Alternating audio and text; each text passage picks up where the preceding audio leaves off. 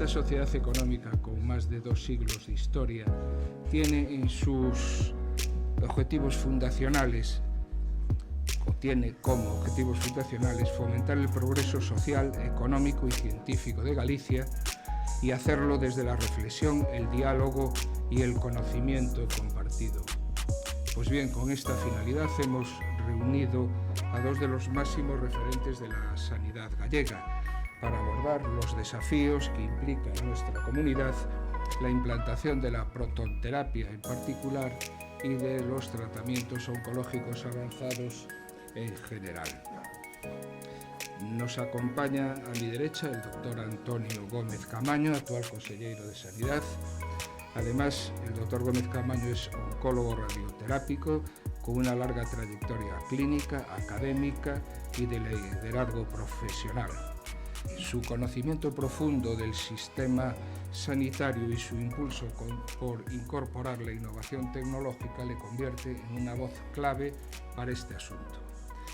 Y a mi izquierda nos acompaña el doctor Rafael López López, jefe de servicio de oncología médica del Hospital Clínico Universitario de Santiago y referente nacional en investigación oncológica, medicina personalizada y terapias avanzadas. Su trabajo al frente de Oncomed y su intensa labor investigadora ha permitido poner a Galicia en el mapa internacional de la oncología de vanguardia.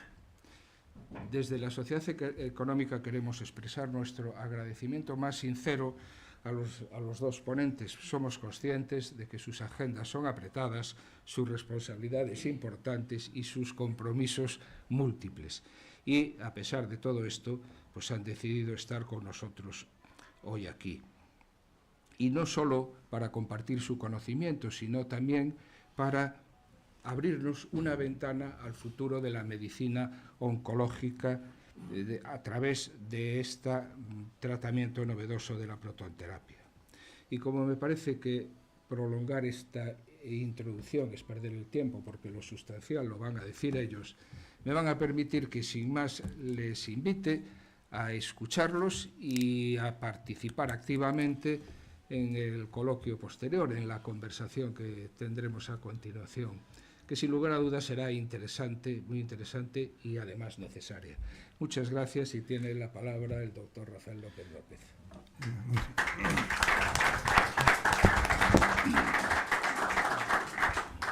Bueno, muchas gracias al presidente de la Real Sociedad Económica de Amigos del País de la Ciudad de Santiago. Señor consejero, amigo y compañero Antonio Gómez Camaño, señoras y señores. La verdad es que para mí es un placer y es una obligación. Me he tomado la obligación de comunicar a la sociedad qué es lo que hacemos, qué es lo que pensamos y no estar encerrados en el laboratorio continuamente o en la sala o con el ordenador continuamente, porque si no avanzamos, ¿no? Vamos a hablar, tanto el consejero como yo, como no podemos hablar casi de otras cosas, vamos a hablar de cáncer, ¿no? El cáncer es la enfermedad de mayor impacto médico, social y económico en el mundo occidental actualmente. Tiene un impacto tan grande que genera en la sociedad, genera en nosotros mismos miedo y pánico, un poco por lo que significa cáncer, lo que todos tenemos en la cabeza o en la memoria, de que cáncer es igual a muerte y sufrimiento, y esto va a ser difícil de olvidar, que ya no es cierto, pero lo tenemos como recuerdo. Es como cuando nos hablan de la Inquisición o a los holandeses le hablan de los españoles, piensan en la Inquisición, ¿no? Y lo siguen pensando a día de hoy, después de varios siglos, ¿no? Pero el otro problema del cáncer es que es de una magnitud tan grande que genera miedo y parálisis. Genera miedo y parálisis en la sociedad, especialmente en las sociedades menos avanzadas, y no lo digo desde un punto de vista despectivo, porque la sociedad americana, la sociedad del norte y el centro de Europa se han puesto a la tarea de intentar combatir el cáncer. Lo ha hecho Obama, el presidente Obama y Biden, que ahora acaba de ser al menos publicado, diagnosticado, en el 2015 con la iniciativa de la medicina de precisión. Lo ha hecho Europa con el Plan Europeo del Cáncer en el año 2020 y en España vamos con cierto retraso, no solo España, es el sur de Europa, donde vivimos muy bien, por otra parte, Portugal, España, Italia, Grecia, bueno, los países de Yugoslavia y todos esos países de la antigua Yugoslavia, ¿no? Y entonces necesitamos armarnos y cambiar el cáncer, la forma de trabajar, los sistemas que trabajamos con el cáncer, porque el cáncer es una enfermedad totalmente horizontal. Y afecta a sistemas organizativos, que hoy no creo que no vamos a hablar de ellos, a sistemas sanitarios, afecta a modo de vida, afecta evidentemente a prevención, a diagnóstico precoz, a diagnóstico de la enfermedad, afecta a tratamientos, como no puede ser de otra forma, y afecta a algo que es la recuperación de los pacientes después de los tratamientos o los cuidados paliativos, la parte final. O sea que toda la estructura sanitaria, incluso sociosanitaria, se ve afectada por el cáncer, y esto, querramos o no, hasta ahora nos ha dado miedo y nos ha dado un poco de pánico, porque significa, entre otras cosas, cambiar cosas, mover el sillón, significa más inversión y claro, significa inversión desde el punto de vista de investigación y después de todas esas estructuras que hay que poner en orden para conseguir grandes resultados. Afortunadamente, estamos en un momento muy bueno. Las iniciativas que he comentado antes también han venido a España y a Portugal y a Italia, o sea, también nos aprovechamos porque estamos en el primer mundo, somos un país afortunado en ese sentido, y hemos tenido y estamos teniendo grandes avances en la lucha contra el cáncer, desde la prevención o el cribado, con planes de cribado importantes, que aquí en Galicia se es pionero, y no es por dorarle la oreja al consejero, pero sí que en ese aspecto hay cuestiones o proyectos muy interesantes, proyectos que ya se están haciendo. Hemos avanzado y vamos a avanzar, y esto nosotros en Oncomed somos muy conocidos en biopsia líquida, que sin duda va a ser la herramienta clave en el manejo de muchas de las situaciones de toda esa cadena del cáncer o del diagnóstico y del tratamiento y de la evolución del cáncer, y estamos avanzando en tratamientos. Bueno, avanzamos también en diagnósticos, con diagnósticos no solo moleculares, sino también radiológicos, con nuevos sistemas. La inteligencia artificial va a colaborar muchísimo en mejorar. De hecho, ya algunas placas de rayos, de radiologías, ya se informan automáticamente con sistemas de inteligencia artificial, pero hemos avanzado también en tratamientos. En diagnóstico y tratamiento del cáncer tenemos que avanzar, porque querramos o no, la mayoría de los cánceres hay que hacerles un diagnóstico y hay que tratarles. En un futuro se hará una prevención más importante, pero a día de hoy y en los próximos años vamos a necesitar diagnósticos y tratamientos más eficaces y que mejoren la supervivencia y la calidad de vida. Y esos van a ir desde la cirugía, con cirugías cada vez menos agresivas, con sistemas más robóticos y más basados en sistemas de inteligencia artificial, y no quiero referirme a inteligencia artificial todo el tiempo, ¿no? Pero sistemas más inteligentes, y sobre todo que provoquen menos mortalidad en los pacientes y tengan mejores resultados clínicos. Va a avanzar la radioterapia y eso después voy a introducir, no voy a decir nada porque lo dirá todo el doctor Antonio Gómez Camaño, y avanzarán los tratamientos sistémicos que, como he dicho antes, van a ser una parte importante del futuro del cáncer. Porque al final el cáncer se va a manejar, y lo digo aquí para intentar entenderlo, de dos formas, ¿no? Un tratamiento curativo y un tratamiento más crónico, de tal forma que podamos, una parte tendrá cáncer y se lo eliminará completamente, y otra parte tendrá cáncer, vivirá con cáncer y se podrá morir de otra cosa, como tenemos otras enfermedades a día de hoy.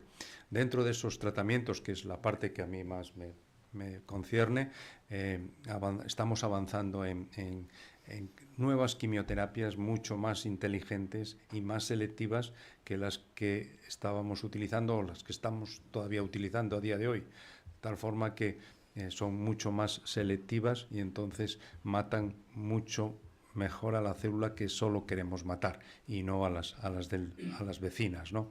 Vamos a seguir avanzando en tratamientos dirigidos, tratamientos que alteran las señales esas de las células por las que se vuelven más agresivas, y esos tratamientos se van dando, son tratamientos orales que han cambiado completamente el espectro de los tratamientos.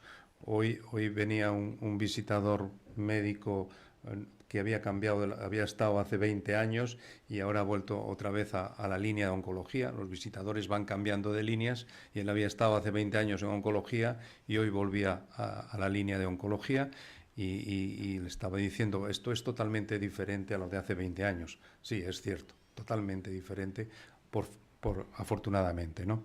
Y van a cambiar los tratamientos que van a ayudar al propio cuerpo a luchar contra el cáncer. Esos les llamamos, hay dos formas, tratamientos de inmunoterapia, que han conseguido éxitos en algunas situaciones. Están consiguiendo los CAR-T, en las terapias celulares, y otras muchas sistemas que están en investigación y que no vamos a hablar hoy de él porque sería muy largo. Y también los sistemas de más futuro, según mi punto de vista, que son cómo mejorar a que las células eviten o reparen los daños que se producen en su sistema, en su genoma, para que no se produzca cáncer. Ahí yo creo que va a ser el futuro. Evidentemente el futuro va a ser combinación de todas estas cosas, pero los dos grandes sistemas de defensa del organismo son el sistema ese de reparación del genoma, que se están produciendo alteraciones continuamente, y con los años más. O sea, en los jóvenes muy pocas, y según van subiendo los años vamos aumentando el número de fallos, que afortunadamente la gran mayoría se reparan, la gran mayoría. Pero hay algunas que escapan, y entonces es cuando se produce el cáncer. Entonces, las propias células tienen mecanismos para defenderse de esas aberraciones que se producen. Si fallan, si esos mecanismos no son suficientes, interviene la inmunoterapia, que es un sistema un poco más grosero, más eficaz. Es como, dicho en términos normales, el sistema de reparación del DNA es la policía local, que es más fina, conoce perfectamente las calles, al vecino. El sistema, la inmunoterapia, es como el ejército, ¿no? Es fuerte, pero tiene esas soluciones. Pues bien, estos avances ya los estamos viendo ahí. Unos tardarán un poco más, otros tardarán un poco menos, pero lo cierto es que está aumentando muchísimo la supervivencia y la calidad de vida de los pacientes con cáncer. Y esperemos que en los próximos años esto siga aumentando, siempre y cuando nos apuntemos yo creo que no cabe otra alternativa al mundo en el que estamos, al mundo europeo, al mundo occidental. Y con esto, con este rayo de esperanza, ya paso a presentar al oncólogo radioterápico y también consellero actualmente, Antonio Gómez Camaño. Antonio Gómez Camaño fue jefe de servicio, bueno, fue residente y adjunto y jefe de servicio durante muchos años aquí en el Hospital Clínico de Santiago. Fuimos compañeros y llevamos, nos conocemos desde hace muchos años, desde el 99 me parece. Que, sí, ¿cuándo llegaste? Sí, prácticamente hemos trabajado y hemos compartido cientos de pacientes y además de compartir muchas cuestiones científicas, también hemos compartido algunos otros momentos. Hay una característica que se dice poco de él y que yo creo que es muy interesante. Es de los pocos oncólogos radioterápicos que ha investigado en nuestro país. Muy pocos han investigado, y yo creo que él está generando o ha generado una escuela que investiga. Esto significa que es un hombre que le apasiona lo desconocido y que sobre todo quiere poner soluciones a los problemas reales. Y sin más nos va a hablar de la protonterapia, que sin duda va a ser el futuro de la oncología radioterápica.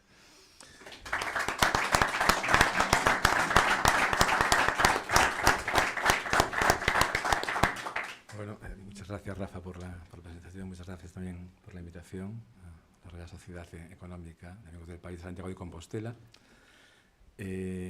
Antes de meterme en el mundo de la protonterapia, quería remarcar un mensaje que ha dejado Rafa aquí, que es la importancia del cáncer como enfermedad. Y ahora que la veo desde la perspectiva de la administración pública, es todavía más importante, ¿no? ¿Por qué? Pues fundamentalmente por tres cosas. La primera, porque su impacto sociosanitario es abrumador, ¿no? No solo en lo que es la cantidad y calidad de vida de los pacientes que la padecen, de su entorno familiar, sino que consume tantos recursos asistenciales en diagnóstico y tratamiento que realmente impacta en cómo tenemos que manejar los servicios de salud. Pues tiene otro factor que es muy importante, que es muy transversal. ¿Qué quiere decir esto? Que para que tú hagas buena oncología no te hace falta solamente un oncólogo médico o un oncólogo radioterápico, te hace falta buena cirugía, buena anatomía patológica, buena biología molecular, un montón de especialidades, ¿no? De manera que, insisto, si quieres hacer buena oncología, tienes que ser muy transversal y tener muchas especialidades muy bien cubiertas. Y la última es, hay tanta innovación en oncología, tanta innovación continua y permanente, que bueno, también es una manera de ver cómo tú te adaptas a las necesidades del mundo actual en términos de pacientes con cáncer, ¿no? Protonterapia. No puedo empezar a hablar de protonterapia sin dar las gracias a la Fundación Amancio Ortega. ¿Por qué? Porque no solamente ha puesto en valor la especialidad en el sentido de una renovación tecnológica absoluta, o sea, más allá de poner en marcha 10 proyectos de protonterapia a día de hoy a nivel nacional, que es fantástico, es que previamente hizo unas donaciones que consiguieron renovar completamente el parque de aceleradores lineales de este país. La radioterapia se utiliza mucho en pacientes con cáncer, ¿no? Aproximadamente la mitad de los pacientes con cáncer se cura dentro del proceso de curación, forma parte de la radioterapia. Por lo tanto, es el impacto que ha tenido esa donación es realmente gigantesco. O sea, y yo creo que nunca estaremos suficientemente agradecidos lo que ha hecho la Fundación en relación a los pacientes con cáncer, ¿no? Y eso enlaza también con otra reivindicación, que me extrañó que no le haya dicho hoy el doctor López, que es la falta de mecenazgo que existe a día de hoy en nuestro país en relación, por ejemplo, al cáncer. O sea, el mecenazgo es fundamental, una cosa que está muy desarrollada en otros países. Bueno, aquí en España somos reticentes, incluso te penaliza, ¿no?, si quieres hacer una donación en ese sentido, ¿no? Bueno, quiero dejarlo ahí porque sé que me gusta saber darle. La prototerapia es radioterapia. Así de claro. Es un tipo de radioterapia que es singular por una característica que os voy a contar después. Pero no deja de ser radioterapia. Y la radioterapia es dos cosas. Un dispositivo tecnológico que genera radiación y la transmite a un blanco determinado, ¿no?, que es un tumor. ¿Vale? ¿Qué peculiaridad tiene la protonterapia? La protonterapia es que es un tipo de... utilizas partículas que son, digamos, más limpias. Hay tres maneras de hacer radioterapia desde el punto de vista de la partícula. La puedes hacer con electrones, la puedes hacer con fotones y la puedes hacer con protones. Esto ya lo he explicado varias veces y lo voy a explicar como para niños pequeños. pero creo que para que se entienda bien. Vamos a ver. Imaginaos que la radiación son bolsitas que tienen dentro energía y que salen de una máquina. Bueno, atraviesan el aire y entran en contacto con el cuerpo humano. ¿De acuerdo? Muy bien.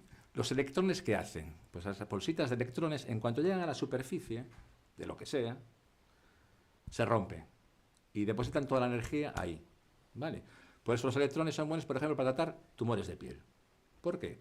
Porque toda la energía que llevan, al llegar a la superficie, se deposita ahí. ¿Vale? Los fotones es el tipo de radiación que más se utiliza en radioterapia. ¿De acuerdo? El 98% de los tratamientos se hacen con fotones. Los fotones son también bolsitas con radiación dentro, que van por el aire. Cuando entran en contacto con la piel, se resquebrajan, no se rompen, empiezan a tener grietas. Y a medida que van profundizando en el cuerpo, ¿vale?, van soltando un poquito de radiación por el camino. Y la mayor parte de la radiación la depositan en el tumor. ¿Vale? Pero por el camino han dejado algo. ¿De acuerdo? Por eso, cuando haces radioterapia, nunca entras solo por un sitio en el cuerpo. Entras por muchos. ¿Para qué? Para concentrar toda la dosis realmente en el tumor. Tú puedes radiar muy bien un tumor con una sola incidencia, pero a costa de radiar mucho lo que hay antes. Por eso se hacen muchos campos de radiación que entran por diferentes tipos. El protón, la magia que tienen, es que tienen una peculiaridad física que se llama el pico de Bragg, que es bolsitas de radiación, entran en contacto con la piel, no se resquebrajan, siguen íntegras, atraviesan todo su camino sin desprender nada y depositan toda la radiación en el tumor. Es mucho más limpio. Por eso lo hace muy interesante, por ejemplo, para tratar organismos en crecimiento como son los niños. ¿De acuerdo? Porque no depositan nada de energía por el camino. Es muy limpio en eso. No hay salida. Los fotones salen, entran y salen. Los protones no, depositan toda la energía ahí. ¿Qué problema tienen los protones? Pues que producirlos es muy caro. Es muy caro. Para que os hagáis una idea, un acelerador de protones, como el que vamos a ver aquí en Santiago, de la marca IBEA, son más o menos 25 millones de euros. Para que veáis la comparación, un acelerador lineal tope de gama, con el que puedes hacer todos los tratamientos de radioterapia a día de hoy, full equip, lo puedes tener a día de hoy por 3 millones de euros, 3 millones y medio, full equip. Te van a hacer todo tipo de tratamientos. Imaginar la diferencia que hay, ¿no? ¿Y por qué son tan caros? Pues es una tecnología muy compleja. Tienes que tener, en primer lugar, un dispositivo que te genere los protones, que es ahí donde está la dificultad, y después un dispositivo que te permita que sea de radiación de protones, vaya bien orientado y todo eso, ¿no? Como la radioterapia normal. Pero lo de la generación así como los fotones pueden generar en un compartimento muy pequeñito, un acelerador lineal cabe perfectamente. Aquí caberían 1, 2, 3 aceleradores lineales. ¿Vale? Aquí uno cabe una máquina para producir protones, ¿no? Eso es lo complejo, ¿vale? Generar los protones. Y por eso las instalaciones que también te requieren para tener una máquina de protonterapia son muy caras. De hecho, 20 millones de euros cuesta el edificio que está construyéndose ahí en el clínico. ¿Por qué? Bueno, pues tiene que tener unas condiciones realmente muy exigentes. Tiene paredes de hormigón que, bueno, no son tan altas como esta habitación, pero casi. Los búnkeres de protonterapia son muy exigentes, ¿no? Son obras que la de aquí va bien, pero bueno, son requieren muchos condicionantes, ¿no? Tanto desde el punto de vista de seguridad, ¿no? Como de construcción. Es por eso porque son caros. Esto evoluciona como las televisiones. O sea, en unos años la mayor parte de la radioterapia se dará con protones, porque habrá otras máquinas más pequeñitas, más miniatura, que permitirán generar protones en mucho menos espacio. Esto es así, porque la tecnología avanza así. Y lo que ahora nos venden es lo que tienen más antiguo, lo que ya están preparando para la tecnología sanitaria. Es eso. Cuando están vendiendo una cosa es como los coches, ya tienen una a continuación superior. Esto funciona así. El proyecto a nivel nacional, que lidera el Ministerio de Sanidad, ¿no? con la Fundación Amancio Ortega, tiene como objetivo construir 10 centros de protonterapia en España, uno de ellos en Galicia, ¿no? Galicia sería, digamos, que la distribución, a mí por lo que me han contado, esto no sé si se hizo pensando desde un punto de vista geográfico, ¿no? Colocación de las máquinas en diferentes sitios. Yo creo que fue más político que geográfico, realmente, tal como lo pienso. Pero bueno, estará claro que Galicia va a tener una, porque la fundación sale de Galicia, y entonces aquí va a haber una protonterapia, ¿no? No puedes construir 10 centros al mismo tiempo. Es imposible. ¿Por qué? Porque la fabricación te lo impide. No hay ningún tipo de sitio en el mundo en que se pueda fabricar ni al mismo tiempo ni siquiera 3 máquinas de protonterapia. ¿Vale? Entonces, el mercado de la protonterapia también se ha reducido mucho, porque una de las grandes empresas que trabajan en radioterapia, que es Varian, se retiró de ese mercado, no se sabe muy bien por qué, pero a día de hoy tienes Japón, una empresa en Japón, y tienes una que es belga, que es europea, que es IBEA, que es la que tenemos, pero no tienes más. Los japoneses son muy estrictos a la hora de elegir dónde colocan sus máquinas. ¿Vale? De hecho, no se presentaron al concurso, podrían haberlo hecho, pero no quisieron, no son muy estrictos. Por ejemplo, la que tiene en la CUN, a día de hoy en España hay 2 centros privados de protonterapia, los 2 en Madrid, el de la Clínica Universitaria de Navarra y Quirón. La de Quirón es como la que vamos a tener nosotros, pero la de la CUN es japonesa, ¿no? Y bueno, les costó conseguir que fuese japonesa. Para que os hagáis una idea, solo permiten o solo te aseguran la seguridad del tratamiento si cualquier dispositivo que utilices, de inmovilización, lo que sea, lo revisan ellos. Por ejemplo, en tratamientos de radioterapia para tumores de cabeza y cuello se utiliza una especie de máscaras de inmovilización, ¿no? Pues tienen que hacerte ellos el control de calidad. Si no, no te lo permiten. Imagínate, en 10 sitios en España sería imposible, son muy estrictos, ¿no? La puesta en marcha de un centro de protonterapia también es muy compleja, porque más allá de la construcción, que más o menos es un año, ¿no? lo que va a tardar aquí en acabar la obra en teoría la acaban ahora en mes de junio, la tienen ejecutado muchísimo, la parte difícil que era la de los búnkeres ya está hecha, y la otra parte pues realmente es desmontable. Lo veis así, pero es desmontable, está, como dicen, prefabricado. ¿Y por qué es así? Pues porque una vez que lo haces, vas a tener que meter las máquinas, ¿no? Tanto el ciclotrón como la parte del gantry. Y eso tienes que meterlo por el techo. De hecho, ese edificio es como una tapa que le quitas así, porque tienes esas grandes grúas que te metan eso. Verlo va a ser muy bonito, porque es algo realmente llamativo, ¿no? Como se mete un ciclotrón en el aparato. Y una vez que metes la tecnología, tienes que calibrarla, ponerla en marcha. Y eso tarda un año. Y trasciende al trabajo de los radiofísicos, ¿no? Que son los que trabajan, que llevan toda la parte física y el control de las máquinas de radioterapia, ¿no? Necesitas ingenieros, ¿vale? Ingenieros de la casa que viven en el centro. O sea, ahí va a vivir gente. Y son los ingenieros de la empresa. Porque tienen que estar allí 24 horas. Esto es así. Es una cosa que es llamativa, pero es así, ¿no? O sea, que moviliza más gente que la que se moviliza en un servicio de oncología radioterápica clásico, ¿no? Entonces, tienes ese factor del ingeniero, que es muy importante, para tener siempre a alguien allí disponible para no 1 ni 2, a lo mejor son 3. O sea, es un trabajo muy intenso de control. Pero claro, tiene que ser un tratamiento muy seguro. Desde el punto de vista técnico de planificación es muy complejo. Es muy complejo. Tienes que ser, siempre que hacer radioterapia tienes que ser muy preciso. Pero aquí tienes que ser todavía más.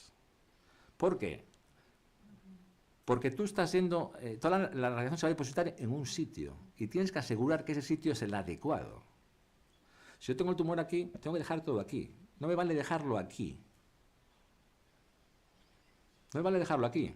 Con otro tipo de radioterapia, tú siempre más o menos vas a estar en el blanco, ahí. Pero con esta es que si no lo dejas justo en el sitio, no es como si no hicieses nada. Vas a depositar toda la radiación en alrededor. Y el principio básico de la radioterapia es dosis muy alta en el tumor y bajís todo lo bajo que puedas en lo que hay alrededor. Eso es un principio básico de toda la radioterapia. Entonces, tiene mucha complejidad técnica el conseguir que todo quede ahí. Y si todo el tratamiento de radioterapia es muy estricto desde el punto de vista de la seguridad, esto todavía más. ¿De acuerdo? Eso todavía más.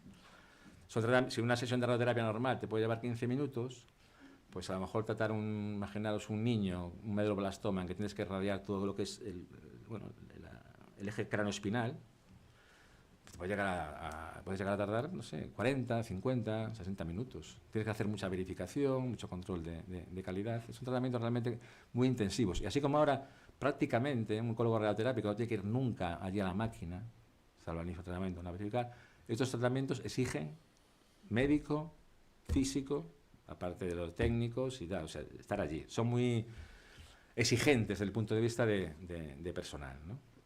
¿Hace falta una formación especial para hacer protonterapia? Sí y no. O sea, es radioterapia, con lo cual los principios son los que sabemos de la radioterapia convencional, pero tiene esa peculiaridad que te exige una formación especial. Una formación especial. Porque daos cuenta que la precisión está basada en la exactitud. De manera que si siempre que haces un tratamiento con radioterapia, el paciente tiene que estar muy bien colocado, muy bien inmovilizado, muy bien todo, aquí todavía muchísimo más. Muchísimo más. Por el proceso que os digo, de que si tú calculas mal la distancia, la radiación va a quedar en otro sitio. Y hay una serie de condicionantes dentro del cuerpo, por ejemplo el aire, que te dificulta el que puedas depositar todo en ese sitio. Por eso, por ejemplo, en cáncer de pulmón, la protonterapia no se suele utilizar a día de hoy. Llega un momento en que sí, porque todo ese inconveniente se acabará superando como todo, ¿no? Pero bueno, en un tumor que se mueve, que tiene estos sistemas a día de hoy para que tú radiar justo con, o sea, sincronizarte con el movimiento del tumor, bueno, pero si tienes que precisión, a día de hoy todavía no está suficientemente desarrollado para asegurar la precisión que puedes tener con una máquina de radioterapia convencional a la hora de radiar, por ejemplo, un tumor de pulmón. Tampoco vale para todos los tumores. En algunos no ganas nada. Por ejemplo, cáncer de mama. Ya dispones a día de hoy de tipos de radioterapia que evitan que toques el pulmón, el corazón. No ganas nada. ¿Dónde ganas? Pues en tumores de localización muy complicada, cerca de sitios muy críticos, ¿no? En los niños, por supuesto.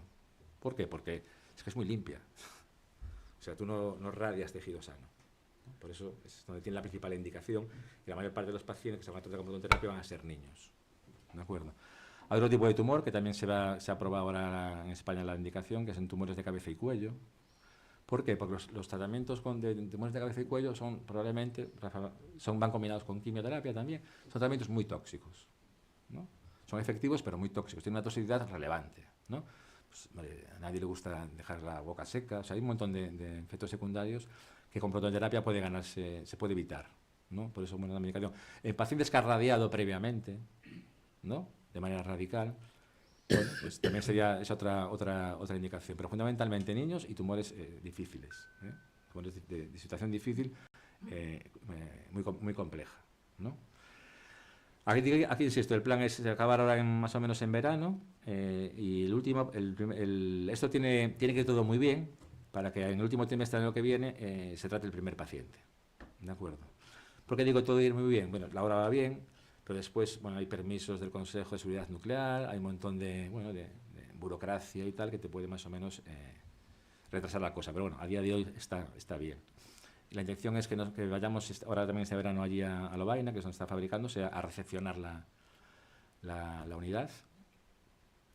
La formación de tanto médicos como físicos como técnicos está empezando ahora.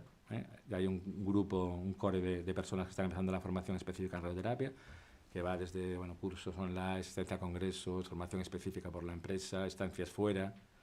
Más o menos van a estar formándose, empezando a probar ahora, para que ya el año que viene, en un año, pues ya estén preparados para empezar a funcionar, ¿no? Pues es un proyecto muy interesante, en el sentido que vamos a ser los primeros, si Dios quiere. Pues, mañana viene el consejero vasco a ver la protonterapia, porque ellos dicen que van a ser los segundos. Yo no lo tengo tan claro, porque Fuenlabrada, por ejemplo, en Madrid, va bien. Y bueno, hay una pelea también entre todas las comunidades por ver quiénes son los primeros, ¿no? Entonces, bueno, nosotros eso lo hemos dejado cerrado, en el sentido de que la primera máquina va a ser para nosotros y los demás ya que se busquen la vida. Yo no sé cuándo se completará todo este proceso de implementación de la protonterapia. Y lo digo aquí, pero tengo dudas de que se ponga en todos los sitios. En serio, tengo dudas, porque es muy largo y a lo mejor algún sitio al final, pues incluso prefiere no tenerla, ¿no? Entonces, bueno, lo que está claro que los objetivos es tenerla y tenerla primeros, ¿no? La intención también es cubrir un área que incluye el norte de Portugal. Amancio Ortega también ha hecho una donación de protonterapia a Oporto, ¿eh? De hecho, también tenemos una especie de convenio con ellos, porque van a venir también a aprender aquí. Bueno, todo esto de los proteicos, las cosas transfronterizas, pues son muy interesantes. Asturias y Castilla y León, teniendo en cuenta que también hay un proyecto en Santander, que está fuera de la donación de la Fundación Amancio Ortega, que es una mezcla de inversión público-privada, y la parte privada pues sería de la Fundación Botín. Pero ese proyecto realmente no es probable que salga, pero bueno, no lleva ahí tiene ahí problemas, porque aparte la máquina que escogieron ellos es de Varian, que fue la empresa que se retiró del mercado, ¿no? Ellos te aseguran que van a seguir supliendo todo lo tal, pero bueno, está ahí en el aire, ¿no? Por el resto, ya digo, el problema que tienes es que no puedes tratar muchos pacientes, porque los tratamientos son más largos, ¿no? Otro problema que tienes que rediseñar los campos de radiación con relativa frecuencia, precisamente porque tienes que ser tan exacto que cualquier disminución del tamaño del tumor, o cualquier, por ejemplo, en pacientes de cabeza y cuello que adelgazan durante los tratamientos, tienes que tenerlo todo muy controlado. El resto del personal necesario es exactamente igual que tiene cualquier servicio de oncología radioterápica. Entran en juego mucho los anestesistas. ¿Por qué? Pues si vas a tratar tumores pediátricos necesitas una anestesia allí. De hecho, los únicos especialistas que nos pusieron problemas en el diseño del centro fueron los anestesistas, porque nunca les llega el espacio, no sé, nunca les llega el espacio. Y ya digo, por el resto tienes, desde el punto de vista de la gestión, los niños, que insisto, es van a ser los principales pacientes del centro de protonterapia, están todos incluidos en protocolos internacionales, ¿no? Es todo muy sota caballo rey, ¿no? Tiene pues, tipo de quimioterapia, tipo no sé qué, no sé cuánto. Entonces, tienes que tenerlo muy bien programado cuando tienes que empezar el tratamiento, ¿no? Y más cuando estás jugando con también pacientes de fuera. O sea, exige un control de gestión de cómo ir metiendo pacientes muy importante. De hecho, lo tiene tanto en la CUN como en la Quirón en Madrid, pero en la CUN, que son muy exquisitos en el trato al paciente, tienen personas totalmente dedicadas a eso. O sea, gestionar exclusivamente, o sea, hablar con el cirujano del niño de donde sea, de tal, para asegurarse de que va a acabar los tratamientos en el momento en que ellos puedan meterlo. Así que eso muy tal. Cuando tienes al final, los sitios para digamos, los huecos para hacer los tratamientos con radioterapia, tienes pocos realmente con la máquina de protonterapia. Vale. Entonces tienes que elegirlos para optimizarlos al máximo, que es tener todos los huecos disponibles ocupados todos los días. Pues tienes que tener un esfuerzo de planificación, de gestión de los pacientes pues mucho más intenso. Pero por el resto funciona como un servicio de oncología radioterápica convencional, ¿no? Con la peculiaridad esa de que la mayor parte de tus pacientes van a ser niños, que eso tiene muchas implicaciones también a la hora de los espacios. No puedes mezclar adultos con niños, tienes que tener espacios para las familias. Bueno, tiene muchas connotaciones que lo hacen especialmente singular, ¿vale? Insisto, si se complementa todos estos centros de protonterapia a lo largo de estos años, España va a ser un líder mundial en protonterapia, porque nadie va a tener, me refiero de nuestro tamaño, de nuestra población, tantas unidades de protonterapia por 100.000 habitantes, ¿no? O sea, aquí va a ser realmente, insisto, el mérito que tiene que la Fundación haya hecho ese planteamiento de revolucionar. Claro, salió en telediarios de todo el mundo. Esto de que una persona haya hecho semejante despliegue, ¿no? A la hora de coger una especialidad y darle la vuelta totalmente, ¿no? Me parece muy tecnológica en ese sentido, que la obsolescencia siempre está encima y que, bueno, él la ha revolucionado, sinceramente. Cuesta mucho agradecérselo porque son gente muy discreta, no les gusta, dicen que es vanidad, me parece muy bien, pero bueno, yo creo que, de hecho, hombre, se limitan solamente a poner una placa, no es un sitio discreto que no tal, ¿no? Y ya está. Y yo creo que siempre, bueno, seguirán siempre apoyando conclusiones de este tipo porque lo llevan en el ADN. En ese sentido creo que hay que ponerlo realmente en valor, ¿no? Y no sé si tenéis alguna duda, pregunta, que os pueda... Una pregunta, ¿hay gente ya curada por la protonterapia? Sí. Definitivamente. Sí. O sea, que hayan quedado ya... Sí. Sí. Vamos a ver, la protonterapia en Estados Unidos y en Japón también está muy desarrollada ya, o sea, llevan muchos años tratando pacientes. Lo que pasa que, o sea, el planteamiento, por ejemplo, en Estados Unidos hay que verlo como es la sanidad en Estados Unidos. Vale, es una sanidad, bueno, en que tú pagas. De manera que la protonterapia, por ejemplo, se ha hecho mucha protonterapia en cáncer de próstata en Estados Unidos. Eso es innecesario. O sea, no hace falta hacer protonterapia para el cáncer de próstata. La puedes hacer, pero no hace bien. Entonces, es diferente. Pero es claro que hay pacientes curados. Sí, los pacientes curados. Hombre, yo cuando empecé a aproximarme a este tema para estar aquí, me llamó muchísimo la atención lo que tú destacabas, el tema infantil. Si por algo nos sentimos especialmente sensibilizados por los niños, el hecho de que esto tenga una especial dedicación para niños, pues bueno, ya es importante, considero que es importante en sí mismo. Ojalá hubiera, y enlazo con lo que decías del mecenazgo, ojalá hubiera más incentivos al mecenazgo y más voluntad de mecenazgo en nuestra sociedad. Porque cuando oyes decir que esto pues lo ahorran impuestos, pues todos sabemos, los que nos dedicamos a este mundo, que es mentira.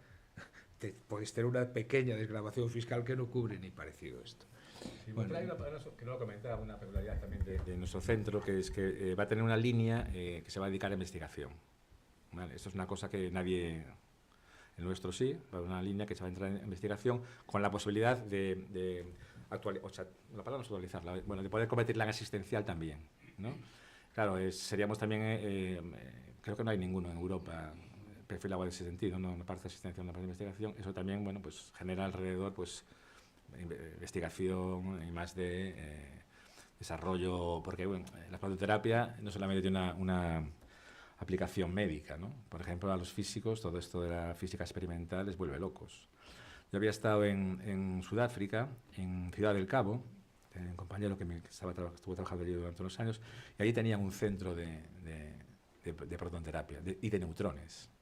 Esto es como os lo cuento, ¿eh? ¿Y por qué había allí en Ciudad del Cabo un centro de estos? Pues porque Sudáfrica en los años 50 tenía problemas con la gente que había alrededor, quisieron desarrollar la bomba atómica y invirtieron en este tipo de tecnología. Y era en medio de la selva, había cebras alrededor, ¿eh? Imaginaros el campo de fútbol este de Santiago, ¿eh? Pero como si fuese un polígono. Y estaba lleno de investigadores, y hacían protonterapia. Sí, y no trataban muchos pacientes, porque, claro, los problemas en estos países no son los que tenemos aquí. O sea, allí el cáncer de próstata ni se plantea tratarse. No. Los tumores de cánceres de pulmón es que eran de pulmón entero. Es otro mundo. O sea, entonces, bueno, eran como tratamientos muy determinados también para niños, fundamentalmente, que venían de otros países. Pero genera mucha investigación. Mucha investigación. Ahora hay aquí en Santiago, en el CIMUS, una radiobióloga, que es gallega, que trabaja a medias entre el Instituto Curie y ahora aquí en el CIMUS, que es Joana Prezado, que además es una gran experta en protonterapia y en formas innovadoras de hacer radiación, que por supuesto va a formar parte de este proyecto. En ese sentido, yo te iba a preguntar por la parte de investigación. ¿Cuándo van a ir los dos sistemas al mismo tiempo? No, primero se mete uno y después se mete otro, porque la intención era meter los dos al mismo tiempo. ¿Qué pasa? Que ahí la empresa, bueno, nos hizo una especie de jugada y no nos iba a servir los dos al mismo tiempo, porque tenía otros compromisos con no sé qué país y tal, ¿no? Bueno, la ventaja que tiene eso es que ahora podemos pensarnos con más calma qué tipo de línea queremos para investigar. Porque hay otras opciones muy interesantes que no nos permitiría hacer con esta máquina, que nos pueden meter con otra línea, ¿no? Que es importante, ¿no? Por ejemplo, para tratar tumores oculares, que nosotros tratamos con braquiterapia ocular, con el servicio de oftalmología de aquí, ¿no? Que más es un CESUR, o sea, es un sitio de referencia. Bueno, también se pueden... lo lógico es que tú tienes un CESUR en melanomas, coloideos y tal. Lo lógico es que tengas una tecnología también, aparte de la braquiterapia, la otra, porque te va a cubrir más tal, ¿no? Y ahí hicieron, no sé qué apaño hicieron en España, en el Ministerio, que nos dejaron fuera de lo de la protonterapia para el ojo, pero bueno, vamos a retomar por ahí. El objetivo es que la tengamos. Hay una pregunta mundana. ¿Cómo se transportan los aparatos? Estos vienen en barco, sé que iba a venir en barco, llega en barco a Vigo, y después Pues imagino que en estos, como cuando vas las hélices esas de los molinos de viento, de tal. Sé que se mete con una grúa así muy especial y que se mete por el techo, ¿no? Que es una cosa muy, muy espectacular. ¿Tenéis valoradas las necesidades no clínicas de los pacientes de protonterapia? Específicame más. Es decir, ¿son niños? Son Sí, por ejemplo, sí, no, vamos a ver. Por la duración del tratamiento. Correcto, el sí. tiempo que tengan que estar en Santiago. Sí. Pueden ser gente desplazada. No, está claro que... Personas con un entorno emocional muy potente. Sí. Así como la mayor parte de los tratamientos con radioterapia las hacen el menor número de días posibles, incluso en un solo día, tratamientos curativos, ¿no? Esto hace años sería inconcebible. Con la protonterapia no. ¿Vale? Los tratamientos con niños son tratamientos que duran semanas. Con lo cual requiere mucho apoyo en el sentido de que más son familias de fuera. Bueno, queríamos crear un entorno, que estáis trabajando vosotros las asociaciones para el cáncer, también con la Fundación Andrea, que dispongan de sitios donde para las familias para que estén durante todo ese tiempo. O sea, más allá de las necesidades que tienes, bueno, pues también de psicólogos y todo este tipo de... La intención de la consejería es que el Centro de Protonterapia, pues desde ese aspecto, sea un sitio muy humanizado, ¿no? Sea un sitio muy humanizado. Ignacio. Como decimos na aldea, como cambiou o conto. Desde que o doutor Rafa Dopa tuvo que facer un crowdfunding para arrancar un proyecto, hasta, por ejemplo, la bonomía de alguien. Pero disponemos, conselleiro, de las herramientas administrativas y legales para que eso, que es un proyecto pluridisciplinar, encaje dentro de nuestro sistema sanitario y de nuestro sistema docente también, porque ahí se va a hacer docencia, sin ningún tipo de duda, porque además, siendo un proyecto tan amplio, para poder seguir financiando el proyecto de investigación, hace falta tener esa estructura. Y dentro de la estructura que tenemos ahora mismo en la Consellería, a lo mejor hay que hacer alguna innovación en ese aspecto también. Sí. Ya estamos trabajando sobre cómo va a ser la estructura del Centro de Protonterapia en sí mismo, ¿no? El Centro de Protonterapia está integrado dentro del Hospital Clínico Universitario de Santiago y de hecho, la palabra no es supervisor, pero bueno, sí, digamos el responsable realmente del centro es el gerente del hospital, pero va a depender de la consellería, ¿vale? Es una estructura que va a depender de la consellería, ¿de acuerdo? Los facultativos que van a trabajar allí, pues de hecho los que están ya accedieron a través de un sistema de selección que ha llevado recursos humanos. O sea, será todo muy, digamos, muy público en ese sentido, pero va a tener una estructura en ese sentido diferente, ¿no? Porque tiene otras necesidades diferentes. Y después tiene un componente, por ejemplo, de la investigación y todo eso, que también tiene que, bueno, pues correr a través del IDIS, pero sí, está claro que va a tener una estructura, digamos, especial, ¿no? Y que va a depender de la Consejería de Sanidad. ¿Por qué? Porque cuando se decidió que fuese Santiago el sitio, eso generó problemas, ¿no? ¿Por qué no en Vigo? ¿Por qué no en Coruña? ¿Por qué no sé qué? Bueno, esto no va a ser el centro de protonterapia del Hospital Clínico de la Universidad de Santiago, va a ser el centro de protonterapia de Galicia. A mí me hubiese gustado que ese centro se llamase Centro de Protonterapia Amancio Ortega, pero sé que eso no van a aceptarlo. Y yo lo voy a decir, lo digo así además, pero eso no me importa, después ya decidirá. Bueno, yo tengo parte de la decisión. A mí me gustaría que se llamase Centro de Protonterapia Mari Carmen Porto, la doctora Porto, porque bueno, yo creo que fue una persona relevante en el mundo de la radioterapia y que bueno, es una manera de reconocer pues, una trayectoria. Pero bueno, eso es accesorio.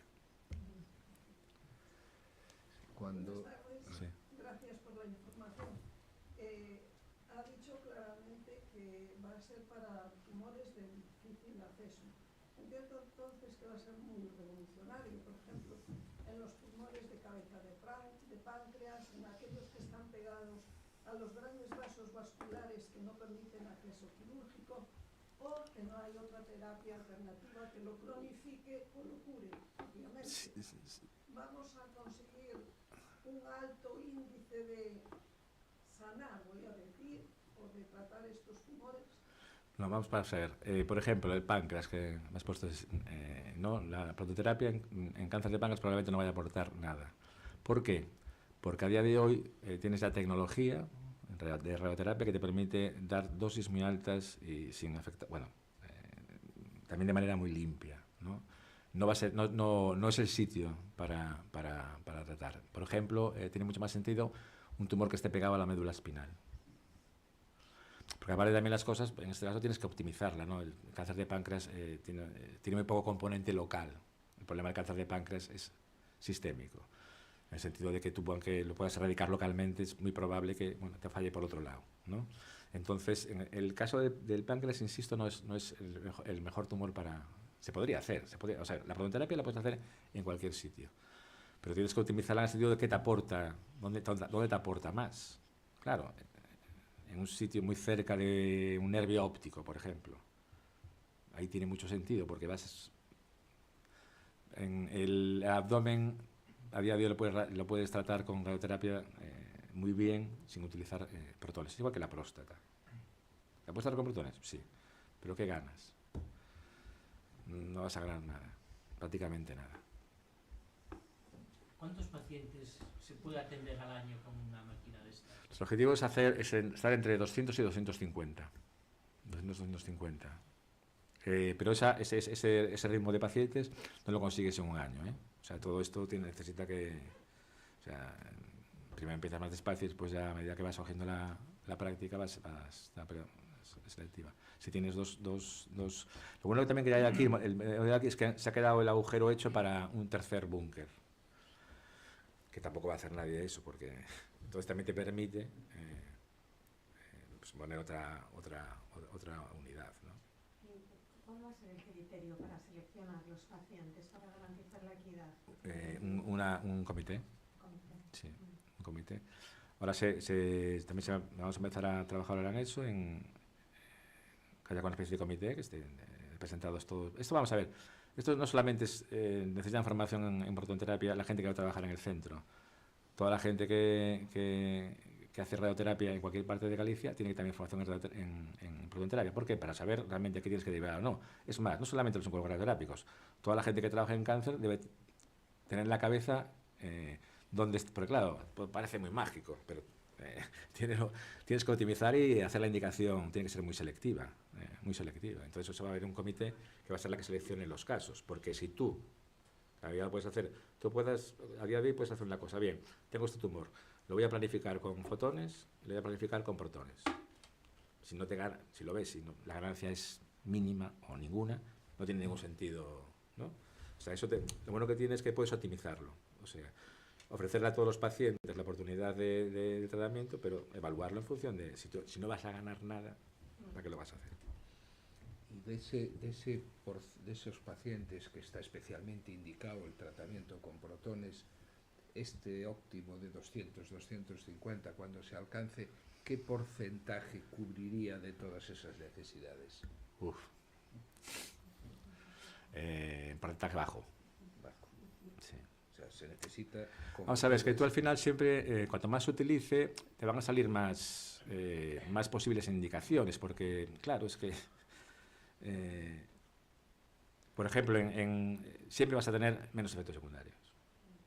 Ergo, es necesario seguir ampliando y invirtiendo. Sí, no, pero pero lo que son las grandes inversiones al final serán más baratos. Después hay empresas que están trabajando ya en máquinas de protones del tamaño un poquito más grande de los aceleradores que hay a día de hoy hay convencionales.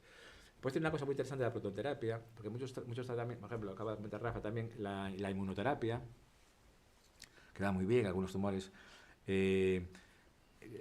La radioterapia puede hacer dos cosas, o inmunosuprimir o inmunoestimular. O sea, tiene una cara buena y una cara mala. Y a día de hoy, muy pocos tumores ya no tienen una indicación. O sea, la inmunoterapia está prácticamente metida en todos los tumores. Y todos los que se tratan combinado tratamiento sistémico local, prácticamente en todos. ¿Qué bueno tiene la protonterapia? Que te permite, claro, como es tan selectiva, te permite evitar mucho los ganglios linfáticos. Los ganglios linfáticos, si tú te eliminas los linfocitos, que son los que van a trabajar, ¿no? La inmunoterapia, si tú los eliminas en los ganglios, es como...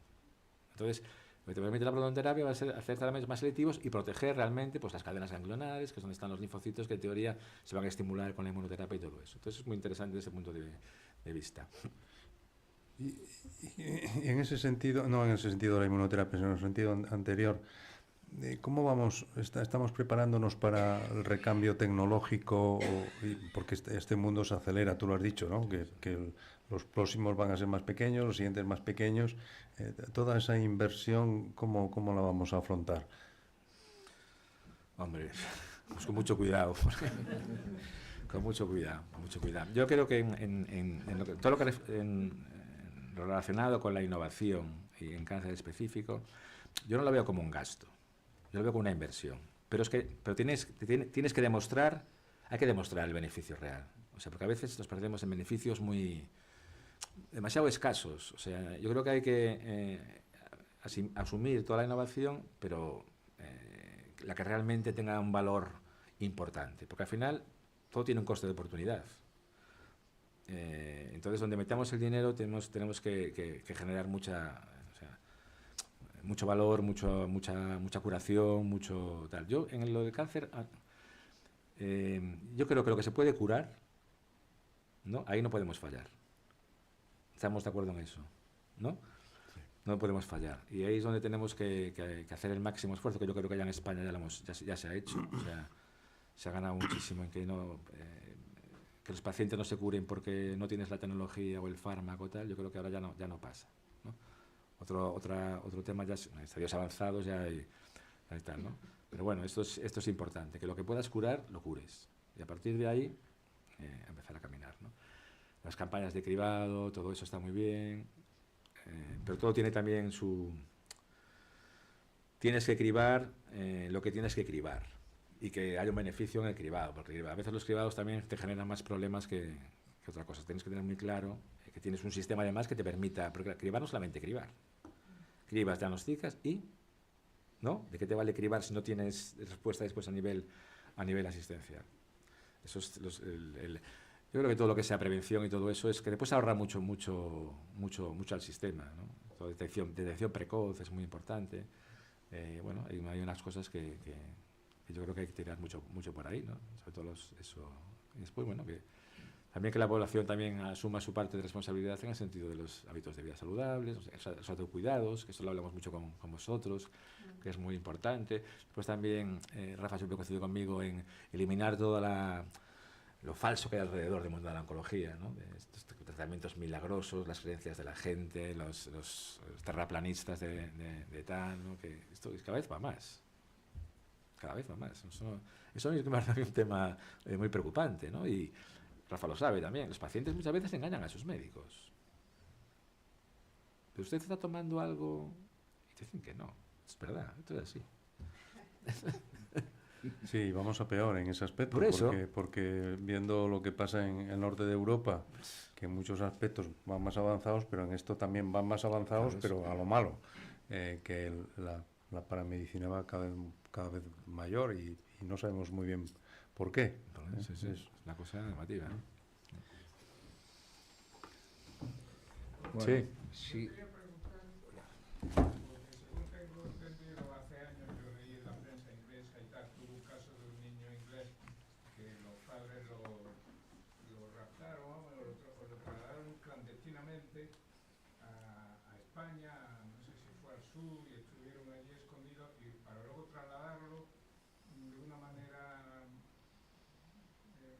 A un país, no sé si era Checoslovaquia o Polonia, donde tenían ese centro de prototerapia, porque en Inglaterra, en aquel, estoy hablando de hace 5 o 6 años, no tenían todavía esa tecnología implantada.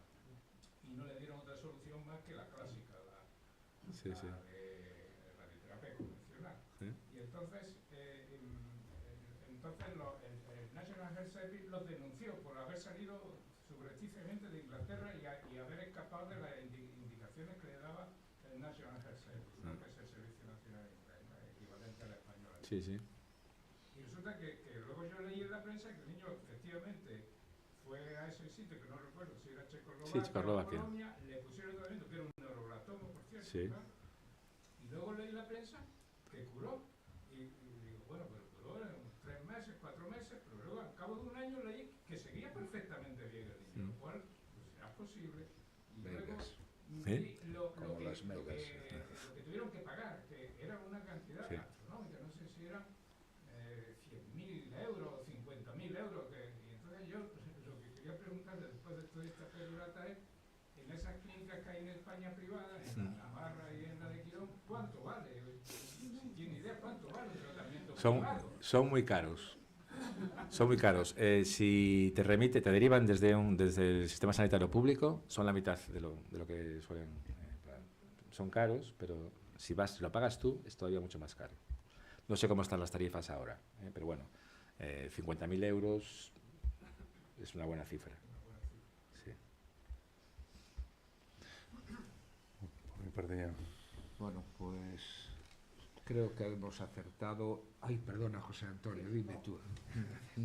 Muchísimas gracias por la conferencia, ¿no? Una cuestión que de suyo quizás no es lo más importante, ¿no? Pero seguro que tiene su chicha, ¿no? Que es el futuro de prototerapia se va a financiar contra el presupuesto de la Consejería de Sanidad, supongo, ¿no?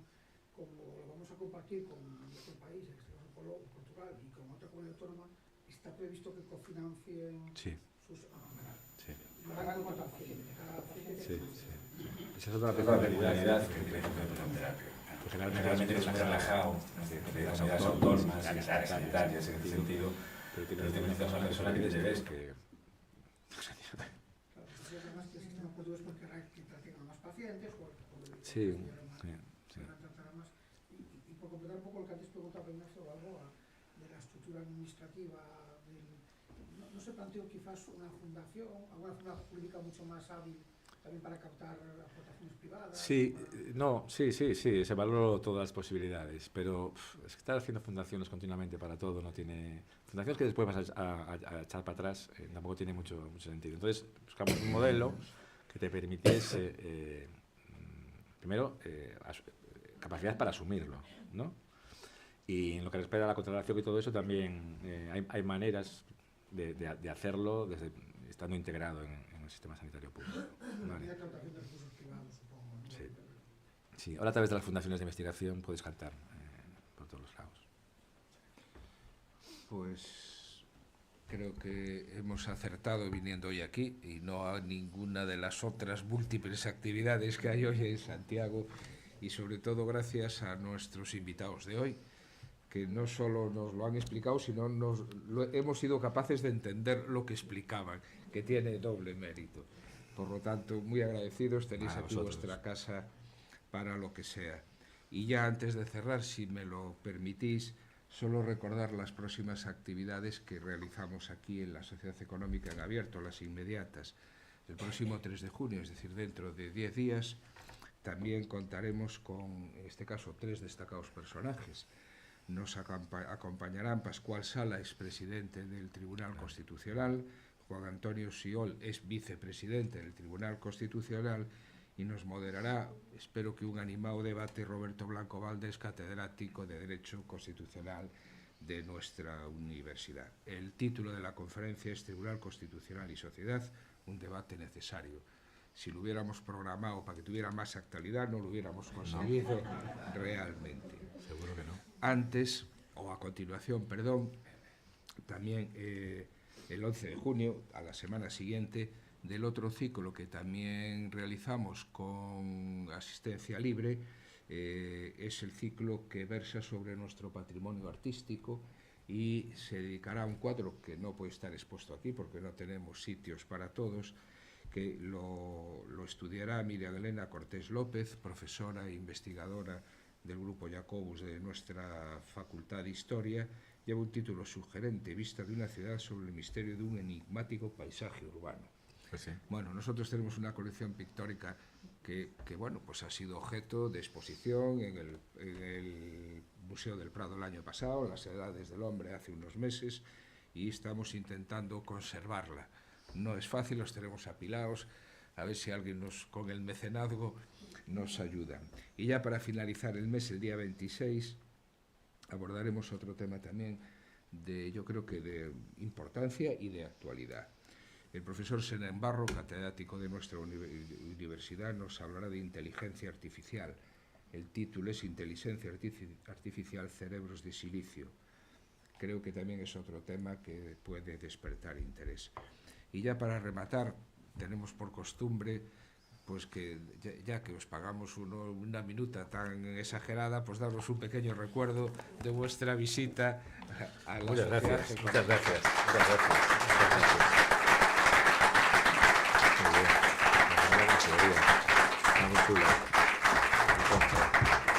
Muchas gracias por acompañarnos hoy. Fue un placer teneros. Muchas gracias. Muchas gracias. Tenéis esta casa a vuestra disposición.